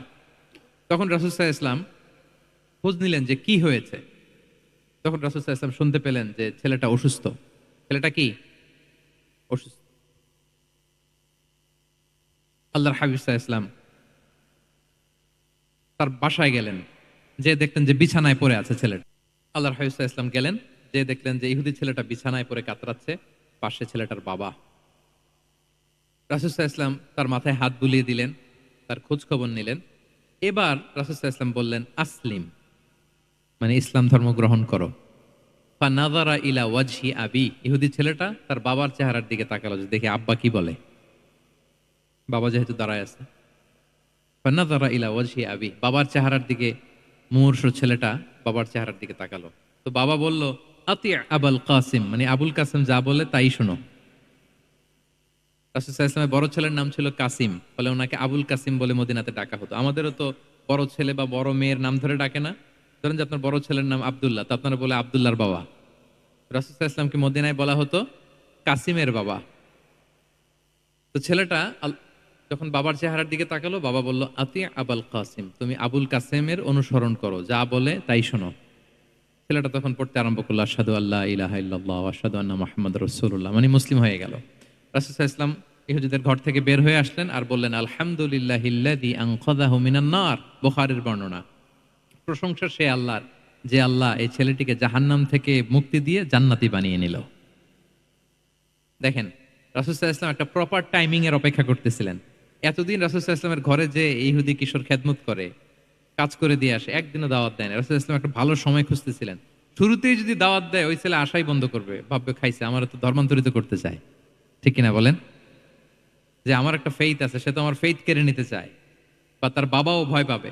রাসূল সাল্লাল্লাহু আলাইহি ওয়াসাল্লাম যখন অনেকদিন তার সাথে মিশলেন, রাসূল সাল্লাল্লাহু আলাইহি ওয়াসাল্লামের ব্যক্তিত্ব, রাসূল সাল্লাল্লাহু আলাইহি ওয়াসাল্লামের কথা বার্তা, আচরণ, মানসিকতা সব দেখে যখন এই ইহুদি ছেলে, তার বাবা ইমপ্রেসড, এবং ছেলেটা শুয়ে আছে বিছানায় মুমূর্ষ, এই প্রপার একটা টাইমিং এর অপেক্ষা রাসূল সাল্লাল্লাহু আলাইহি ওয়াসাল্লাম ছিলেন। যখনই সেই সময়টা এসেছে, রাসূল সাল্লাল্লাহু আলাইহি ওয়াসাল্লাম দাওয়াত দিলেন, মুহূর্তের মধ্যে ক্লিক। আল্লাহু আকবার। এই প্রপার টাইমিং এর অপেক্ষা আমাদেরকে করতে হবে। এই সুযোগটা কিন্তু আপনাদের আছে। আমি শুরুতেই বলেছি যে ডক্টর যারা, তাদের কাছে মানুষ কখন আসে? সুদিনকালে না দুর্দিনকালে? বলেন, তার বিপদ এর চেয়ে বড় বিপদ নাই। ক্যান্সার নিয়ে আসছে, ডায়াবেটিক্স নিয়ে আসছে, অসুস্থ, অসহায়, মানে ভাবখানা এমন, আপনি ছাড়া তার আর কোনো গতি নাই। ঠিক কিনা বলেন? এই প্রপার টাইমে যখন আপনি মনে করবেন যে now it's high time to give দাওয়া, জাস্ট ডু ইট। যখন মনে করবেন যে না, এখন একটা সুন্দর সময়, এখন বললে এটা কাজে দিবে, ওই সময়টাকে আপনি কাজে লাগান। তাহলে দাওয়া মেথোডোলজি সর্বশেষ পয়েন্ট হচ্ছে প্রপার টাইমিং ফর দাওয়া। যখন দাওয়া দিলে কাজে লাগবে, ঠিক তখন দিতে হবে। কি পারা যাবে তো ইনশাআল্লাহ? আল্লাহ তাআলা আমাদের সবাইকে তৌফিক দান করুক। তাহলে প্রিয় ভাইয়েরা, আমি একটু রিভাইজ করি আপনাদের সাথে কি কি নিয়ে কথা বললাম। প্রথমে আমরা বলেছি যে আমাদের মধ্যমপন্থী হইতে হবে, বাড়াবাড়িও করা যাবে না, ছাড়াছাড়িও করা যাবে না। আমরা কোথায় থাকবো? মাঝামাঝি, মাঝামাঝি। এরপরে আমরা বললাম ওরাল দাওয়ার চেয়ে প্র্যাকটিক্যাল দাওয়া, লিভিং দায়ী হইতে পারলে ওটার ইফেক্ট অনেক বেশি। এরপর আমরা আল্লাহর হাবিব সাল্লাল্লাহু আলাইহি ওয়াসাল্লামের সিরা এবং সুন্নাহ থেকে 10টা মেথোডোলজি, দাওয়া মেথোডোলজি আলোচনা করেছি। তার প্রথমটা ছিল ভেরি সফট এন্ড মাইল্ড, দাওয়া ল্যাঙ্গুয়েজটা সফট এন্ড মাইল্ড হতে হবে। 2 নাম্বার, কোশ্চেন থ্রো করতে হবে অ্যাটেনশন ড্র করার জন্য। 3 নম্বরে, visual explanation to make the দাওয়া মোর ইফেক্টিভ এন্ড প্রোডাক্টিভ। তারপরে 4 নাম্বার, গ্রাজুয়ালিটি, ধীরে ধীরে, ধাপে ধাপে, একবারে সব চাপিয়ে দেওয়া যাবে না। 5 নম্বরে, ইমোশনাল ইন্টেলিজেন্স ইউজ করতে হবে। 6 নম্বরে, ফুল অফ লাভ, দাওয়া should be full of love. 7 নম্বরে, কাউকে শুধরে দিতে চাইলে লজ্জা দিয়ে অন্যের সামনে শুধরে দিতে দেওয়া যাবে না, রাসূল সাল্লাল্লাহু আলাইহি ওয়াসাল্লাম যেভাবে শিখিয়েছেন ওইভাবে কারেক্ট করতে হবে। 8 নম্বরে, দাওয়া should be applied in yourself, আগে নিজের মধ্যে। 9 নম্বরে, কনসিডারেট হইতে হবে, উচ্চ বিবেকবোধ সম্পন্ন। আচ্ছা, 10 নম্বরে, প্রপার টাইমিং, ঝোপ যে কোপ, বাংলা একটা কথা বলে না, কি বলে? ঝোপ যে, তার মানে সময় মতো, সময়ের 1/4, অসময়ের সময় মতো। যখন আপনি মনে করবেন it's high time to give দাওয়া, ডু ইট, এটা করেন। এইভাবে আল্লাহ রাসূল সাল্লাল্লাহু আলাইহি সাল্লামের দাওয়া মেথোডোলজি ফলো করে যদি আমরা দাওয়া কাজ করি, দাওয়াটা প্রোডাক্টিভ হবে এবং খুব ইফেক্টিভ হবে। আশা করি আল্লাহর হাবিব সাল্লাল্লাহু আলাইহি সাল্লামের এই যে দাওয়া মেথোডোলজি, এবং এটা কিভাবে আমাদের সাথে রেলেভেন্ট হতে পারে, কিভাবে এটাকে আমরা ইফেক্টিভ করতে পারি আর প্রোডাক্টিভ করতে পারি, এ ব্যাপারে আপনারা একটা মোটামুটি ধারণা পেয়েছেন। কি বলেন? ধারণা পেয়েছেন তো? এগুলো অ্যাপ্লাই করবেন তো সময় মতো ইনশাআল্লাহ। আল্লাহ তাআলা আমাদের সবাইকে কথাগুলো বুঝার ও আমল করার তৌফিক দান করুক। আমি আবারও মেডিকেল দাওয়া সোসাইটিকে ধন্যবাদ জানাই। ইনশাআল্লাহ পরবর্তীতে আরো যদি এরকম কোনো প্রোগ্রাম হয়, সুযোগ হলে আমরা আবারও অ্যাটেন্ড করব, আবারও কথা বলবো, আবারও আমরা দাওয়ার বিভিন্ন খুঁটিনাটি বিষয় নিয়ে হাতে কলমে দেখার এবং শেখার চেষ্টা করবো ইনশাআল্লাহ। সম্মানিত সুধী, এখানে আমি শুনেছি আমাদের সত্যায়নের একটা স্টল এসেছে, যেখান থেকে আমার রিসেন্টলি এবছরের একটা বই এসেছে, এক নজরে কোরআন। কোরআনের 114 সূরার সার নির্যাস আমরা তুলে ধরার চেষ্টা করেছি। বইটা এখান থেকে কেনা যাবে না, ওনারা জাস্ট দেখানোর জন্য 10টা কপি এনেছে। আপনারা শুরুতে যেই যদি 10 জন কিনে ফেলেন, তাইলে বাকিরা বঞ্চিত হবে। এজন্য আমি ওদেরকে বলে দিয়েছি বিক্রি করবা না, বিক্রি করা যাবে না, কারণ হাজার হাজার লক্ষ লক্ষ মানুষ প্রি অর্ডার করে রেখেছে, ওগুলো সাপ্লাই দিতেই পাবলিশারদের অবস্থা খারাপ। আমি চাইবো যে আপনারা বইটা একটু ধরে নেড়ে চেড়ে দেখে যাবেন যে আমরা কি করেছি আপনাদের জন্য। কোরআনের 114টা সূরার সারমর্ম, জিস্ট আমরা খুব সহজে নিয়ে আসার চেষ্টা করেছি। আশা করি পরবর্তীতে যদি কালেক্ট করেন আপনারা উপকৃত হবেন ইনশাআল্লাহ। যতগুলো কথা বললাম সবগুলো কথা আল্লাহ তাআলা প্রথমে আমাকে আমল করার তৌফিক দান করুক এবং আপনাদের সবাইকে আমল করার তৌফিক দান করুক। আল্লাহ তাআলা আপনাদের সবাইকে ভালো রাখুন, সুস্থ রাখুন, ঈমানের সাথে রাখুন। আমি আপনাদের জন্য প্রাণ ভরে দোয়া করছি এবং সবার কাছে দোয়া চেয়ে শেষ করছি। হাযা মা ইনদি ওয়াল ইলমু ইনদাল্লাহি আলাইহি তাওয়াক্কালতু ওয়া ইলাইহি উনীব। আসসালামু আলাইকুম ওয়া রাহমাতুল্লাহি ওয়া বারাকাতুহু।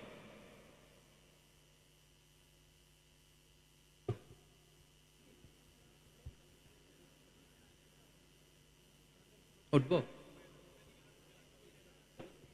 উঠে যাব আমি?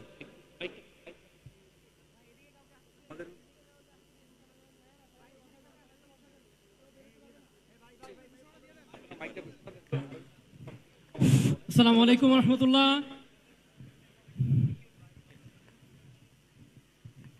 সম্মানিত উপস্থিতি, আলহামদুলিল্লাহ আমরা অধীর আগ্রহে যার জন্য অপেক্ষা করছিলাম, আল্লাহ সুবহানাহু ওয়া তাআলার শুকরিয়া আদায় করছি। মেডিকেল দাওয়াত সোসাইটি অব বাংলাদেশের উদ্যোগে একটি প্রাণবন্ত একটি সেশন আমরা উপভোগ করলাম। সম্মানিত মেহমানকে আল্লাহ দীর্ঘজীবী করুক, তাকে দিনের জন্য কবুল করুক। সম্মানিত মেহমানকে আগামী দিনের সুন্দর ইসলামী সমাজ বিনির্মাণের ক্ষেত্রে অগ্রনায়কের ভূমিকা পালন করবে, আমরা তার জন্য দোয়া করছি ইনশাআল্লাহ। সম্মানিত উপস্থিতিকে এ পর্যায়ে সম্মাননা স্মারক দিয়ে আমি সম্মানিত করার জন্য অনুরোধ করছি। মেডিকেল দাওয়াত সোসাইটির সম্মানিত সভাপতি ডাক্তার আলামিন সহ সম্মানিত উপদেষ্টা মণ্ডলী, তারা সম্মানিত সভাপতিকে সম্মাননা দিয়ে সম্মানিত করার জন্য আমি অনুরোধ করছি।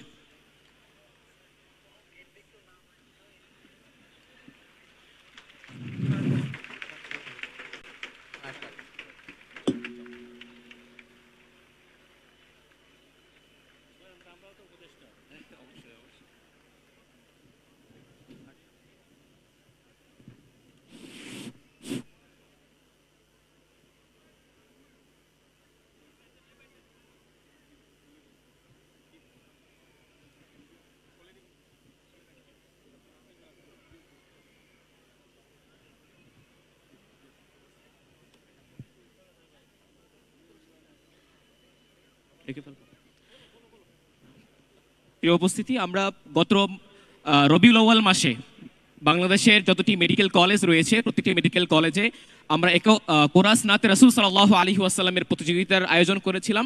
এটার পুরস্কার বিতরণ অনুষ্ঠান এখনই হবে, বাকি অংশটুকু আমরা আসরের সালাতের পরে করবো ইনশাআল্লাহ। এ পর্যায়ে কোরাস নাতে রাসূল সাল্লাল্লাহু আলাইহি ওয়াসাল্লামের প্রতিযোগিতার ফলাফল তৃতীয় স্থান অধিকার করেছিল শেরে বাংলা মেডিকেল কলেজ। শেরে বাংলা মেডিকেল কলেজ টিমকে আসার জন্য অনুরোধ করছি।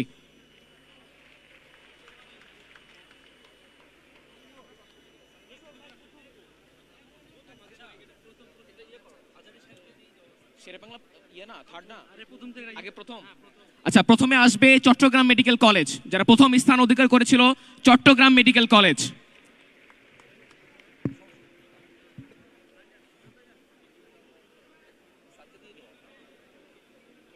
পুরস্কার গ্রহণ করছে কোরাস নাতে রাসূল সাল্লাল্লাহু আলাইহি ওয়াসাল্লাম প্রতিযোগিতার প্রথম স্থান অধিকারকারী চট্টগ্রাম মেডিকেল কলেজ।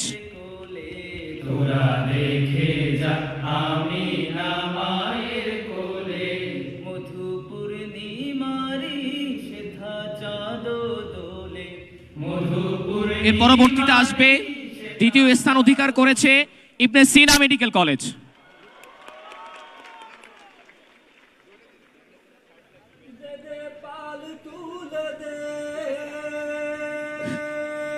পুরস্কার গ্রহণ করছে ইবনে সিনা মেডিকেল কলেজ, দ্বিতীয় স্থান অধিকারকারী ইবনে সিনা মেডিকেল কলেজ।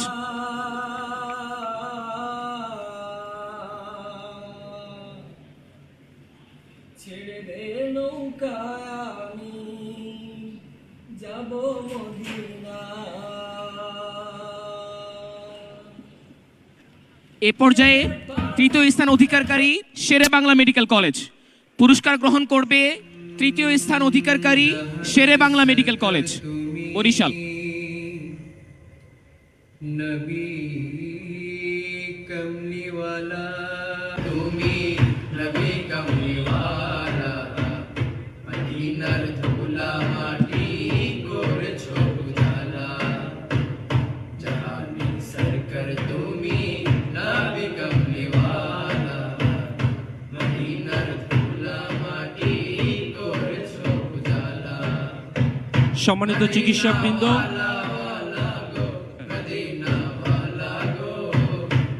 সম্মানিত চিকিৎসকবৃন্দ, আমরা আলহামদুলিল্লাহ আলহামদুলিল্লাহ আলহামদুলিল্লাহ আল্লাহ শুকরিয়া আদায় করছি। হাঁটি হাঁটি পা পা করে আমরা আমাদের দ্বিতীয় সেশনও শেষ করে ফেললাম।